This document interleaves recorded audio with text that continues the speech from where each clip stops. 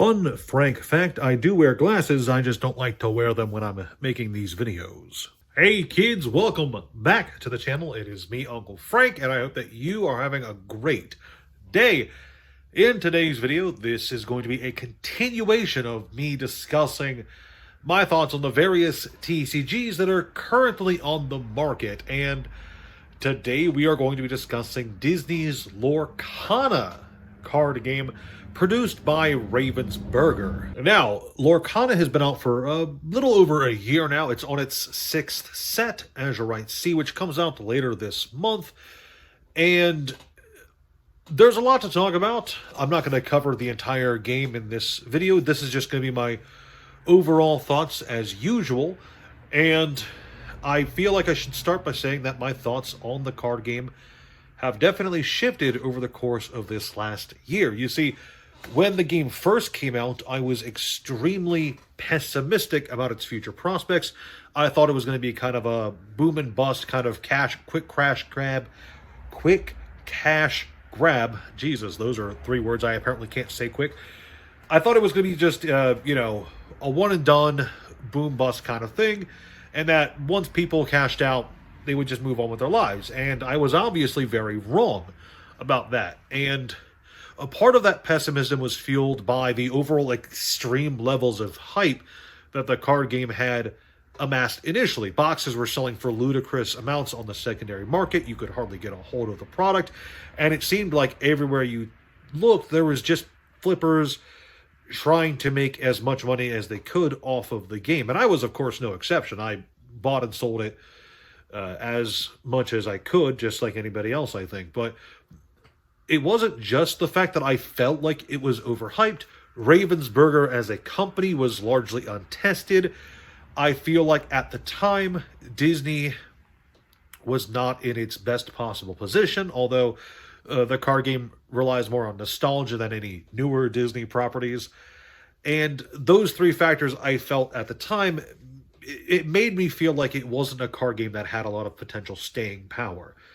And in the year since, that opinion has changed a bit. While I don't believe Lorcana has the highest chance of being an absolute home run game that stands the test of time forever, I do believe that it has better chances than a lot of other card games on the market right now.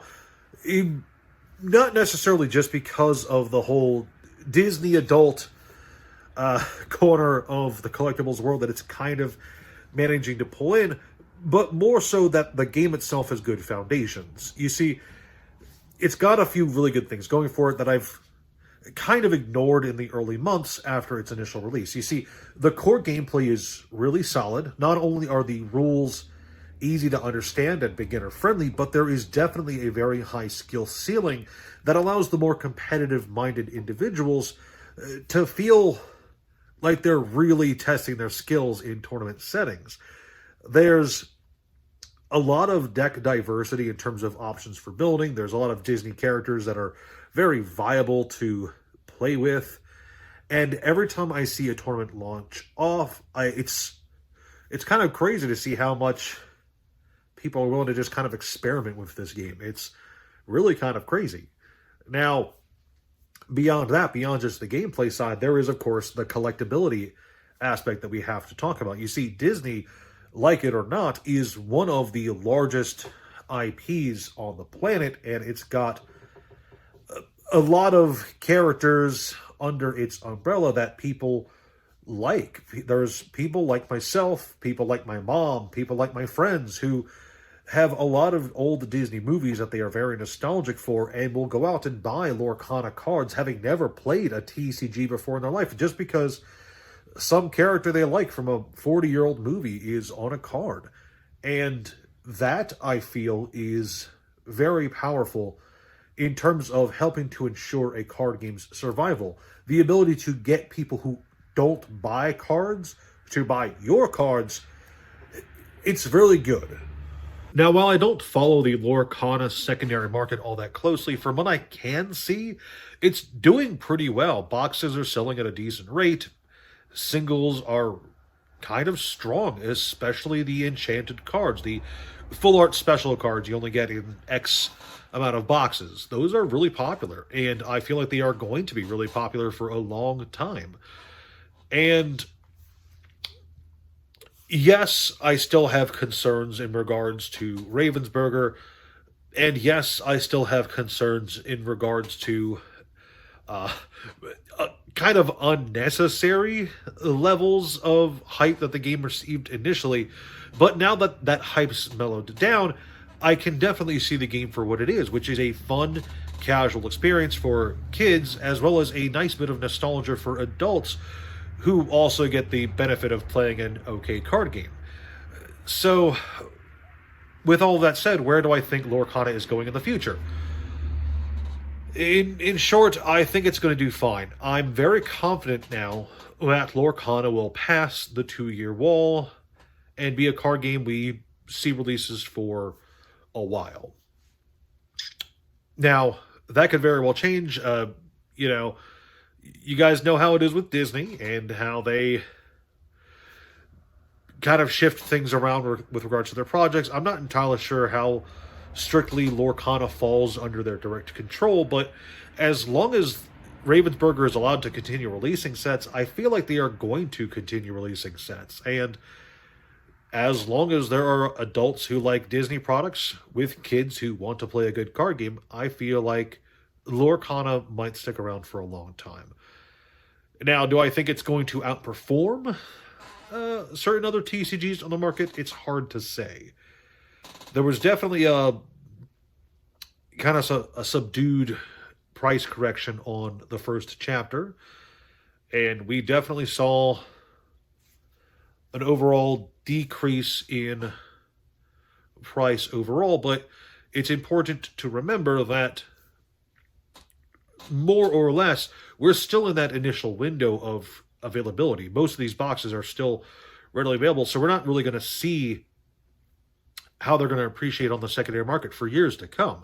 After all, even for like Pokemon sets, you know, a Pokemon set, we don't really get to see how well it performs on the secondary market until 2 to 3 years after its initial release. And, you know, first chapter is barely a year old at this point. So I'm curious to see how well it does. I don't have any Lorcana boxes, but I am curious to see how well it does on the secondary market in a few years' time, just so that I get to compare it to other card games that were released around the same time, other boxes from things like Magic, Yu-Gi-Oh, etc. I'd like to see how well a Disney card game fueled by nostalgia does when compared to modern Magic or modern Yu-Gi-Oh, modern Pokemon, modern Neopets. Of course, I do still have concerns. Like I said earlier, like I kind of implied earlier, you know, Lorcana is still a licensed TCG, and those have a long history of just not doing the best. And like I said, I don't think Disney is going to pull the rug out from under Ravensburger anytime in the near future, especially since the game seems to be doing pretty good. But that could change for any number of reasons or no reason at all. I don't think it'll happen in the near future, but it's just something to keep an eye on, something to keep in the back of your mind if you are someone who's heavily into Lorcana. Like, you know, it could theoretically end at any time for any reason, more so because it's licensed rather than how well it's doing on the market or how well its collectors or tournaments are doing. And I'm reminded of the Transformers card game a bit. You know, Transformers, the card game was ended kind of without warning for what felt like no good reason, even though for everything I could see, it was doing pretty well. Tournament participation was up. The sets were doing pretty decent on the secondary market. There was a lot of discussion about the card game, and then Wizards of the Coast just ended it after only 2 years. And I don't want that to happen to Lorcana. I would very much like to see what this card game can turn into, but it's just something that's kind of on the back of my mind whenever I think about anything that's a licensed TCG. Not just Lorcana, but, you know, One Piece, Digimon, etc. I'm not sure if Neopets counts as a licensed TCG, but it probably does. Anywho, those are my thoughts on Lorcana. Initially pessimistic, but currently hopeful for a fun future. And I would love to know what you guys think about it. Let me know in the comment section below. And if you enjoyed this video, please leave a like, consider subscribing and sharing this video with a friend. And remember, your uncle needs to get healthy. So for every like this video receives, I will be doing a push-up in the next one. So you have that to look forward to. My last video got 30 likes.